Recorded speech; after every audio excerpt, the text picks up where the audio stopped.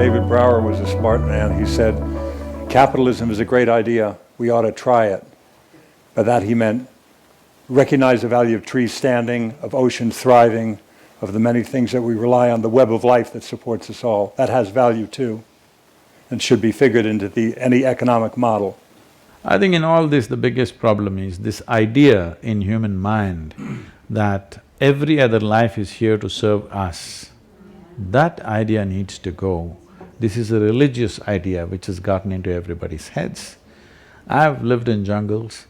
I see reptiles, ants, grasshoppers, bees, elephants, they have a full-fledged life of their own, complete life of their own.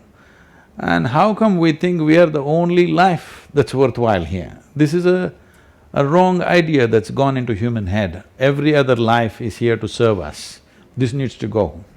For our own well-being, we can't lose those species. It's like how many rivets can you lose from an airplane before it ceases to fly? For our own well-being, for our own survival, we need that web of life to live. If we lose the bees, the pollinators, we know what that will do to our food supply. We've seen what the loss of trees has done around the world. We need all those many species. They keep us all aloft, they keep us all thriving. Some of the studies show that if all the worms disappear right now, all life on the planet will disappear in 18 months' time. If all the insects disappear, in 3.5 to 4 years' time, all life will disappear. But if all of us disappear, the planet will flourish. So we must know what is the significance of our life with theirs. All this should be figured into economic models, as you wisely did with the Rally for Rivers. You went and involved the economic agencies and what have you. Because when you look at the cost of this home, for instance, people normally look at the cost of the home as labor and materials. That's the cost. What's the cost of running the home? The cost of running this home over its long life, it's built out of steel, will be a fraction of what it would be with a normal home. So the cost of the home, to look at just the cost of labor and materials, that's like looking at an iceberg, just the piece above the waterline. The piece below the waterline is huge. That's the cost of running the home, and there's an economic case to be made for that, I think. Yes, it should be. Right now, the way we are running our homes, our commercial establishment, our cities, in my opinion, tell me if I'm wrong, I think it's 70% just waste. With 30% we could do pretty well. I wouldn't be shocked. Just maybe we have to walk a little more, we have to do a few more things, and we would be much healthier and fitter by doing those things. We don't have to simply walk on the treadmill, we could walk on the street. If people came from another planet, could you explain that to them, where you get in your car and you drive to the gym, and when you get to the gym, you get on a bicycle? Would you be able to explain that to somebody? It's nothing if not amusing. What vision can you see for what could happen on this continent that is somehow similar to what happened with the Rally for Rivers? Is there a vision that you have for what could happen here? See, in comparison, if you want to see between India and North America, because you said the continent, right? Not the country, okay. The population and land ratio is extremely good here. So here, I think right now the most important thing that America should do is, I was today morning also speaking to someone about this. See, for whatever reasons, America has kind of found a leadership position in the world, not just as political and military power. See, today if you go to most parts of the world, at least in the urban world, everywhere, in India, in China, in any part of Asia or Africa, if you look at people, you stand on a main street and look at people below their knees, they're all wearing blue denims. 50% of the people at least. So if America wears blue-colored clothes, everybody is wearing blue-colored clothes. If you put a hole in your trousers, everybody is putting a hole in the trousers. Not worn down, they're putting a hole. Even a kindergarten child knows this machine runs on oxygen and expels carbon dioxide. But if you pump carbon dioxide into your bottle and say this is the real thing, the whole damn world is drinking it. Okay? So, there is a leadership position. It doesn't matter what you do the right thing or the wrong thing, somewhere the world is following. So you must do the right thing now. This is your responsibility because you have a leadership position. If you do the right things, the world will do the same things. Very easily it can be done. So, one reason I'm spending a certain amount of time in America is, right now in America everybody is drinking alcohol, whole world is trying to drink alcohol. So for example, in India 25 years ago, not even 6 to 7% of the people consumed alcohol.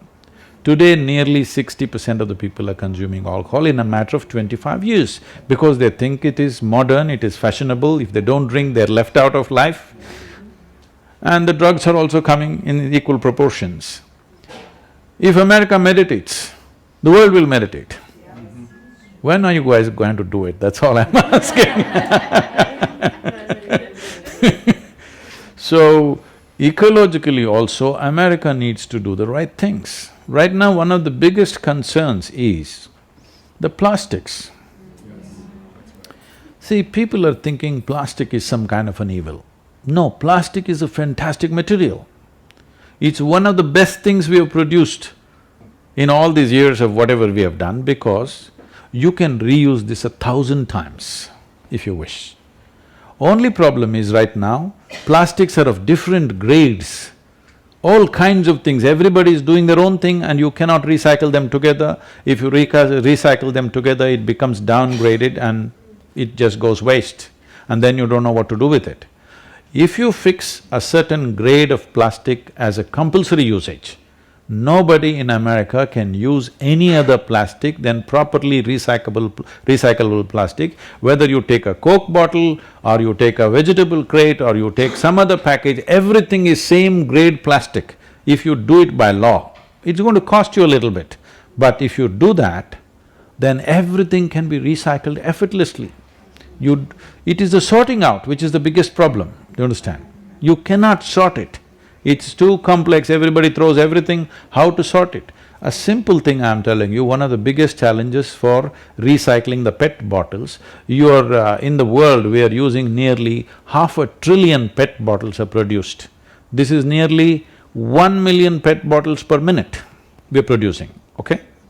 The PET means what you're using now for water, Coca-Cola, everything is in that… Polyethylene terephthalate. Huh? Polyethylene Yeah, terephthalate. yes. So now, if everything is one single grade, very easily we'll recycle. This bottle recycling in India is nearly 100%. 65% in organized sector, 15% in unorganized sector, 10% of the bottles are simply being reused in homes. Very little is lost because we have manpower to pick it. But now one of the biggest challenges is the paper label that's on it, they're not willing to change that. You just have to print your Coca-Cola directly on the thing. You cannot separate the paper and the plastic. This is not allowing us to recycle. Do you understand? In India, they hire people, women and children sitting there and ripping off the papers. With that paper you cannot recycle. If the paper goes into the recycle, the plastic gets downgraded. So like this, there are very simple problems. It's just because we don't care it's not happened, not because there's no technology, not because it's economically impossible for us to do. We've not cared enough to pay attention to these things. This is a simple thing, if all of you here, if you push for this in your governments, that America uses only one grade of plastic. There are 6 grades of recyclable plastic, 100% recyclable plastics. Only one you use. Believe me, if this becomes the law everywhere in the world, one big problem is gone. Right now they're saying by 2050, the amount of plastic in the oceans in weight will be equal to the amount of fish in the ocean. Can you beat that? What's wrong with us? It's not a simple problem. I'll tell you, the Velangiri Hills, our backyard, where we are, our India center, Our backyard is 10,000 square miles of rainforest. There are elephants, tigers and all kinds of wildlife. There is one pilgrim place where people climb up and go down. This is only once a year, 2 months, lots of pilgrims, nearly 1 million pilgrims go. So they were just throwing plastic all over the place. Some elephants died, lot of deer died. Then we decided, we will stop all the pilgrims at the base of the mountain and give them a cloth bag, take away all their plastic bags and give a cloth bag. A few businesses came and supported us with, whatever they printed their complimentary bags and they gave. And we went up the mountain with about 6,000 volunteers and we brought back 18 tons of plastic just in the form of covers, okay? Just the covers. These covers float around and unknowingly the animals just eat it and it gets stuck in their esophagus and they die because of this. So this we stopped by just putting a cloth bag. What does it cost us? Nothing, okay? It costs us really nothing. Just a few handful of small businesses come together and sponsor these bags and it's a done thing. And this bag is reusable, they can use it 25 times, it's a cloth bag. So these are all simple solutions, it's not some great technology is needed, just attention is needed, human attention is missing.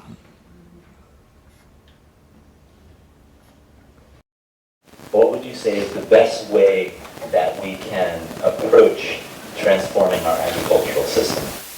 See, there are ways of looking at it as to what is ideal thing to do or what is the small corrections we can do so that we are in a little better place.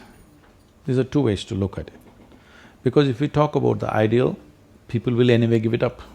They're not going to make all those changes in their life.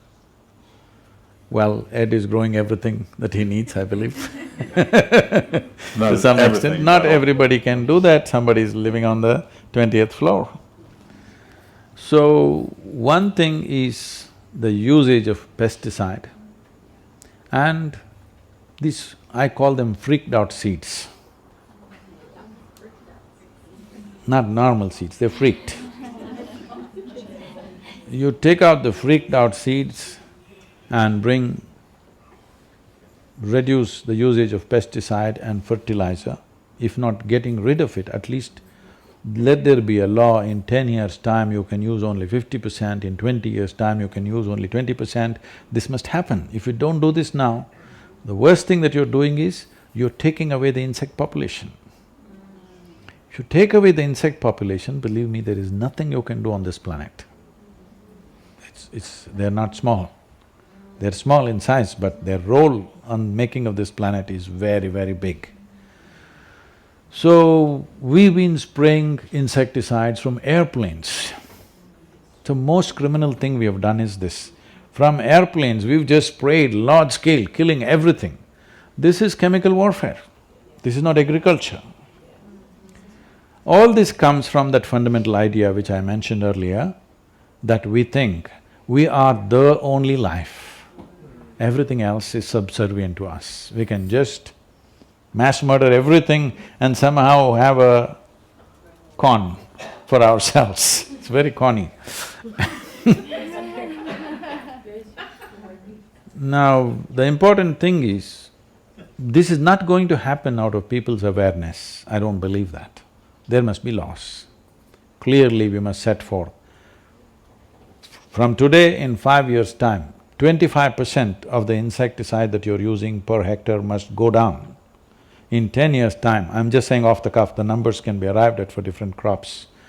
But for different crops at different levels, we must say it must go down like this and aim at 30 to 40 years' time, there should be no pesticide, no fertilizer, everybody must produce the necessary organic material to grow a crop.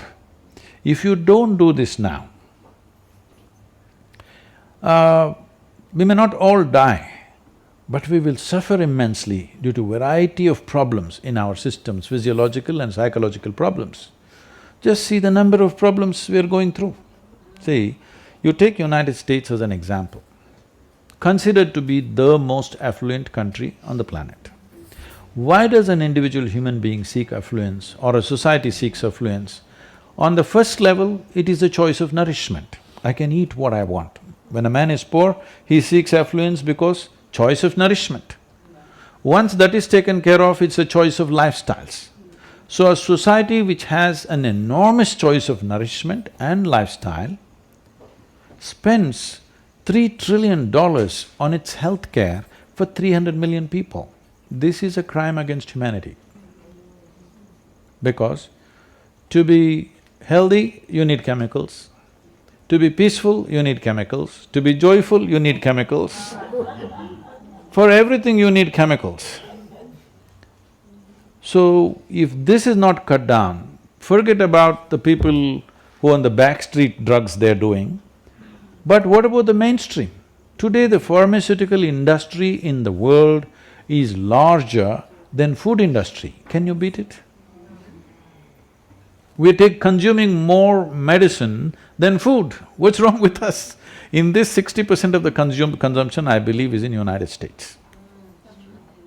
The wealthiest nation on the planet is not healthy because they don't know what to eat. Everything they eat, they've poisoned it themselves. Somewhere, one little farm, organic here, organic there, no, by law, it should be so. The time is over for that, where thinking people will do it consciously and it will happen. It has to be enforced. If it's not enforced, now it's going to be late, because the amount of human suffering we are causing with this is too much. Generations will pass like this.